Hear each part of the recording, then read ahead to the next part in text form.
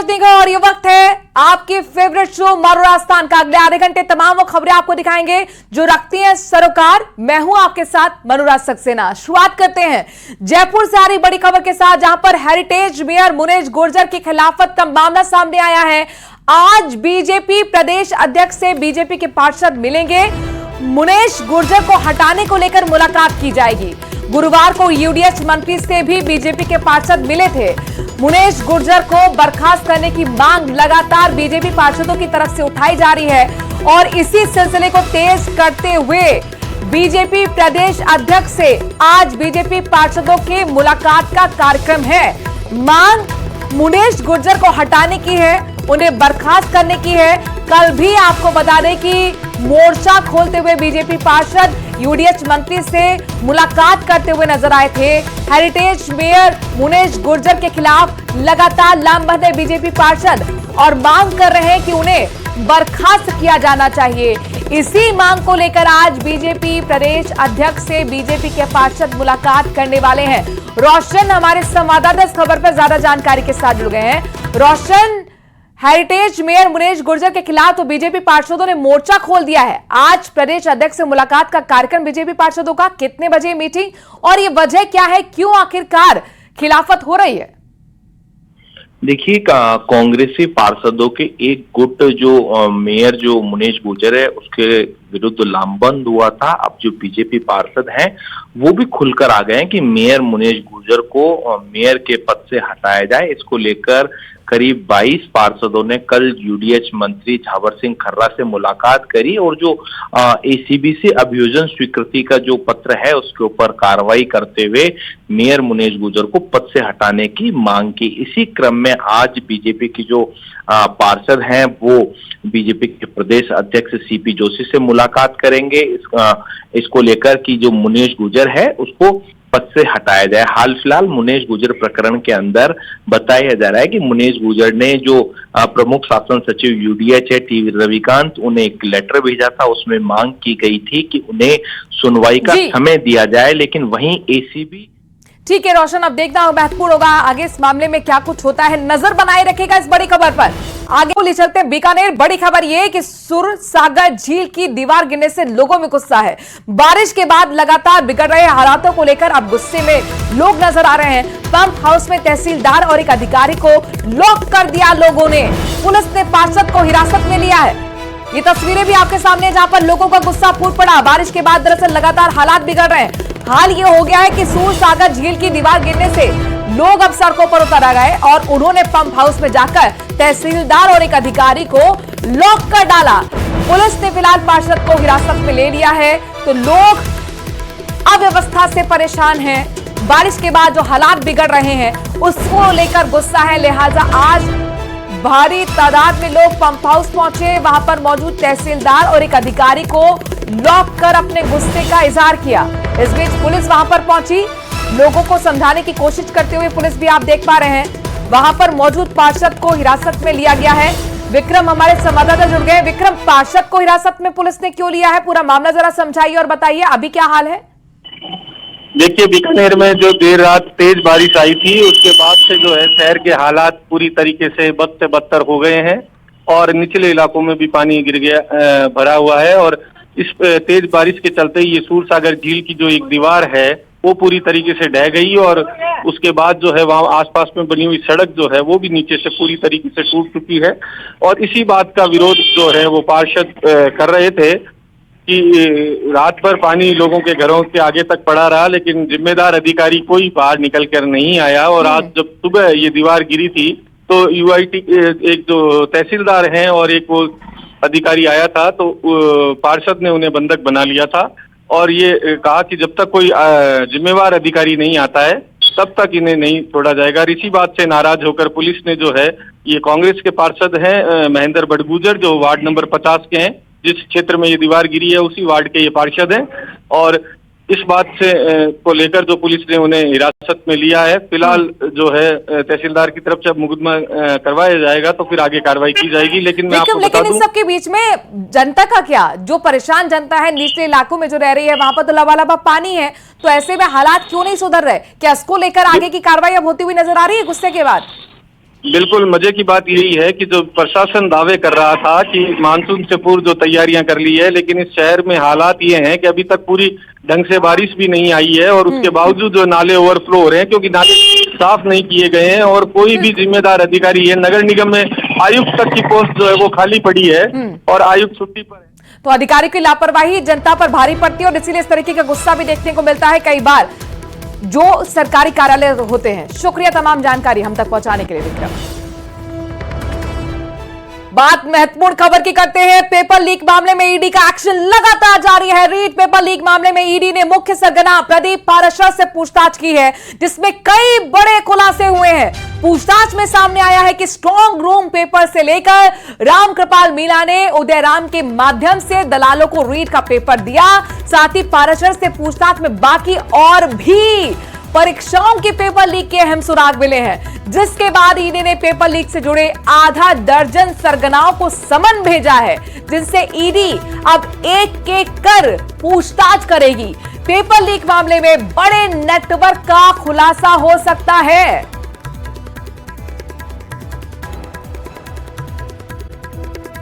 और अब खबर झुंझुनू से है, जहां पर चिड़ावा पंचायत समिति की प्रधान इंदिरा डूडी के खिलाफ लाए गए अविश्वास प्रस्ताव को झटका लग सकता है। जी हां, अविश्वास प्रस्ताव की अगुवाई कर रहे पंचायत समिति सदस्य रोहिताश धांगड़ के खिलाफ 2 महिला सदस्यों के पतियों ने थाने में उनकी पत्नियों का अपहरण कर बंधक बनाने की रिपोर्ट दी है। शिकायतकर्ताओं के मुताबिक 6 जुलाई को उनके घर से एक बैठक होने के बाद कहकर रोहिताश धांगड़ उनकी पत्नियों को लेकर गया, जिसके बाद से ना तो उनकी पत्नी वापस लौटी है और ना ही उनसे बातचीत हो पा रही है। ये दोनों महिलाएं रोहिताश धांगड़ के साथ बाड़ेबंदी बताई जा रही हैं। बता दें कि 18 जुलाई को अविश्वास प्रस्ताव पर बैठक हो रही है, जिसमें अभी 1 हफ्ते का समय है। 2 सदस्यों के पतियों द्वारा गई रिपोर्ट के बाद सियासी गलियारों में तूफान मचा हुआ है। 6 तारीख को शाम को रोहताश धांगड़ निवासी जाखड़ा ने मेरे को कॉल किया कि आज रात को रात्रि चौपाल है, तो उसमें सदस्यों की जरूरत है, तो आप भी सदस्य हो तो आप अपनी घरवाली को और भी 2 लेडीज आ रही हैं जो मेंबर हैं उनके साथ भेज दो, और 2 दिन बाद में मीटिंग करने के बाद में हम वापस आप घर भेज देंगे। अब क्या किया, 6 तारीख को रात को चली जाती है। दूसरे दिन मैंने रोहतास जी से संपर्क करना चाहा तो रोहतास जी का फोन स्विच ऑफ आ रहा था। मैंने पत्नी के पास फोन किया, उनका फोन भी स्विच ऑफ आ रहा था। उसके बाद मेरी फिर रोहतास धांगड़ से 2 दिन बाद में बात हुई तो उन्होंने कहा कि कल शाम को 4:30 बजे घर आ जाएगी। तब से लेकर आज तक मेरे घर पर मेरी बूढ़ी माँ है, वो बीमार है, वो चिंताग्रस्त है, बच्चे हैं वो भी भयभीत हैं, और इन 5-6 दिनों में उन्होंने अभी तक कोई अता पता नहीं। और इस वक्त की बड़ी खबर हैरान और परेशान करने वाली है। दरअसल अश्लील वीडियो बनाकर दुष्कर्म का मामला सामने आया है। वीडियो बनाकर व्हाट्सएप ग्रुप में वायरल भी किया गया। लड़कियों के फोटो और वीडियो वायरल किए गए। कई पीड़िताओं ने सामने आकर शिकायत दी है। वसीम खान के खिलाफ ये शिकायत दर्ज कराई गई है। झालावाड़ जिले के पनवाड़ कस्बे का ये पूरा मामला। हिमांशु हमारे संवाददाता जुड़ गए। हिमांशु, जरा पूरी खबर बताएं और एक्शन क्या हुआ अब तक ये भी बताएं। देखिए, बहुत विडम्बना, बहुत सोचने पर विवश कर देने वाला मामला। पहले विश्वास में लिया जाता है और विश्वास में लेकर के जिस तरह से अश्लीलता का जो नंगा नाच किया गया, कह सकते हैं कि अश्लील वीडियो बना करके देश शोषण लंबे समय तक किया गया, और व्हाट्सएप तमाम सोशल मीडिया पर वो तमाम वीडियो और फोटोज थे जिन्हें लीक कर दिया गया। अब जो पीड़िता है वो सामने आई है और उसने वसीम खान नाम के युवक, जिसने ये पूरा की पूरा कृत्य किया, इसके खिलाफ शिकायत दी है। आपको बता दें कि झालावाड़ जिले के पनवाड़ का ये पूरा की पूरा मामला है। अब इस पूरे मामले में जो विहिप नेता है योगेश रैनवाल, उनके तरफ से इस पूरे मामले में रेंज आईजी रविदत्त गौड़ को मेल के जरिए परिवाद भेजा गया है, जिस पर मामला दर्ज करने की तैयारी है। लेकिन बताया जा रहा है कि ये जो युवक है आरोपी, जिसने अब तक इस तरह से कई जो युवतियां हैं उनका शोषण किया है, इस तरह से शोषण करता रहा है।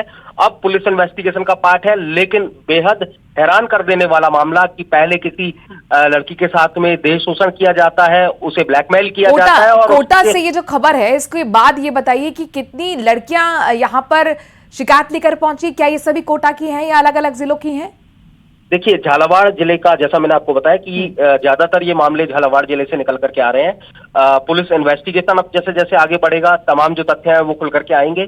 लेकिन निश्चित तौर पर देखिए कि क्या पहले किसी का देश शोषण होता है, वीडियो क्लिप बनाई जाती है और बकायदा सोशल मीडिया पर वायरल कर दी जाती है, अलग अलग सोशल प्लेटफॉर्म पर सर्कुलेट कर दी जाती है। अगर ये सब कुछ हो रहा है और लंबे समय से हो रहा है तो सिर्फ एक व्यक्ति का ये काम नहीं होगा, यानी कि बहुत सारे लोग इसमें इन्वॉल्व होंगे। डेफिनेटली किसी एक शख्स का ये काम नहीं हो सकता। फिलहाल जो शख्स जो ये कृत्य कर रहा था उसका नाम वसीम खान, लेकिन अब उसके साथ में कौन कौन है जो उसके सहयोगी के रूप में काम कर रहे हैं वो पुलिस इन्वेस्टिगेशन का पार्ट है। वो तमाम चेहरे बेनकाब होंगे। ठीक है, उम्मीद करते हैं कि जल्द से जल्द पर्दाफाश हो इस खबर का। बहुत बहुत शुक्रिया तमाम जानकारी हम तक पहुंचाने के लिए, और एक्शन यहां पर पुलिस कब तक लेगी ये भी देखना जरूरी होगा। और श्रीगंगानगर से बड़ी खबर आ रही है, जहां पर पदमपुर में मौसम में आए बदलाव से नुकसान हुआ है। सुबह तेज आंधी तूफान से जगह जगह पेड़ गिर गए। तेज अंधड़ के चलते कुछ देर के लिए यातायात तक रुक गया। नहर में पेड़ों के गिरने की सूचना भी मिल रही है। तस्वीरें भी आपके सामने आ गई हैं, जहां पर देखिए जगह जगह आपको पेड़ गिरे हुए नजर आ रहे हैं। श्रीगंगानगर जिले में मौसम का मिजाज बिगड़ा और इसके बाद यहां पर जगह जगह पेड़ गिर गए। और सड़कों पर जब पेड़ गिरे तो जाहिर तौर पर यातायात भी कुछ देर के लिए वहां पर थम गया। बस आपके सामने रुकी हुई नजर आ रही है, इसके पीछे वाहनों की लंबी कतार भी दिख रही है। चूंकि कई जगहों पर खबर ये मिल रही है कि आंधी तूफान के बाद पेड़ गिर गए हैं और ऐसे में प्रशासन अब उन पेड़ों को हटाकर यातायात को सुचारू रूप से करने की कोशिश कर रहा है। नुकसान की तस्वीरें आपके सामने हैं, पदमपुर की तस्वीरें, जहां पर मौसम में अचानक बदलाव आया। तेज आंधी, बारिश और तूफान के बाद जगह जगह पेड़ गिर गए। अब इन पेड़ों को हटाने का काम चल रहा है। चूंकि वजह यह है यातायात, वहां पर सड़क पर जो वाहन चल रही थी एक लंबी कतार वहां पर लग गई। जैसलमेर के सुनार फोर्ट के पास मिले जिंदा बम को करीब 33 घंटे बाद भारतीय सेना के बम निरोधक दस्ते ने अपने कब्जे में ले लिया है।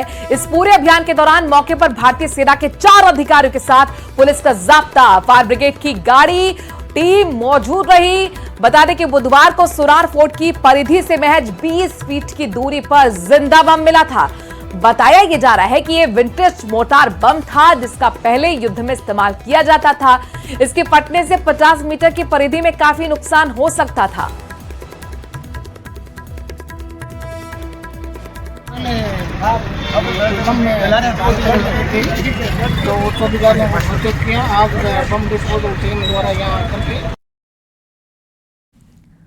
खबर जैसलमेर से है, जहां पर पुलिस ने चलती बसों से लोगों का सामान चोरी करने वाले गैंग का खुलासा करते हुए सरगना समेत 6 लोगों को गिरफ्तार कर लिया है। पुलिस एसपी सुधीर चौधरी ने प्रेस वार्ता की पूरी जानकारी दी। बताया कि 9 मई को बस में सवार 2 महिलाओं का बैग काटकर चोर बैग से सोने के गहने लेकर फरार हो गए थे। मामले की रिपोर्ट दर्ज होने के बाद पुलिस आरोपियों की तलाश में जुटी हुई थी और अब आरोपियों के खिलाफ चोरी और नकबजनी के पहले से ही कई मामले दर्ज होने की जानकारी भी मिली है।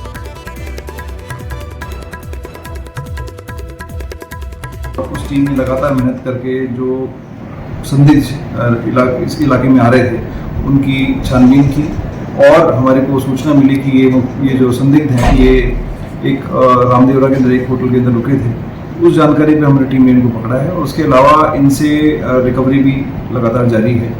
ये जो गैंग है ये बड़ी शातिर तरीके से काम करती है और किसी प्रकार के अलामात नहीं छोड़ती है। राजस्थान में इस मॉडस ऑपरेंडी में जहाँ भी वारदातें हुई हैं हमने सभी थानों को मेल प्रेषित किया है और मुझे लगता है कि राजस्थान में बहुत सारी दर्जनों घटनाएं इससे खुलने की आशंका है और आने वाले समय पर, क्योंकि रामदेवरा मेला भी आने वाला है, तो मैं आप सब लोगों के थ्रू अपील करूँगा कि अगर कोई भी संदिग्ध व्यक्ति जो बस में दिखता है और आपके कीमती सामान नज़दीक आता है तुरंत पुलिस को सूचना दें, जिससे कि हम उसके खिलाफ कार्रवाई कर सकें। राजसमंद की रेलमगरा से बड़ी खबर है, जहां पर संदिग्ध परिस्थिति में संत मन्ना दास का शव मिला है। फंदे से लटका हुआ संत मन्ना दास का शव मिला। मौत के कारणों का अभी तक खुलासा नहीं हुआ है। रेलमगरा थाना क्षेत्र के नरसिंह द्वारा मंदिर की यह घटना है इस वक्त की बड़ी खबर, जहां पर संत के शव मिलने से सनसनी फैल गई। राजसमंद के रेलमगरा से बड़ी खबर आ रही है, संदिग्ध परिस्थिति में संत मन्ना दास का शव मिला। फंदे से लटका हुआ संत मन्ना दास का शव मिला है। मौत कैसे हुई, हालांकि इसकी जांच अब पुलिस कर रही है। पुलिस के लिए चुनौती की आखिरकार ये समझा जाए कि यह हत्या है या फिर आत्महत्या। रेलमगरा थाना क्षेत्र के नरसिंह द्वारा मंदिर की एक घटना अपने दर्शकों को हम बता रहे हैं, जहां पर संत के मौत से सनसनी फैल गई है, चूंकि संदिग्ध परिस्थिति में संत मन्ना दास का शव मिला है। बताया जा रहा है कि फंदे से लटका हुआ यह शव था।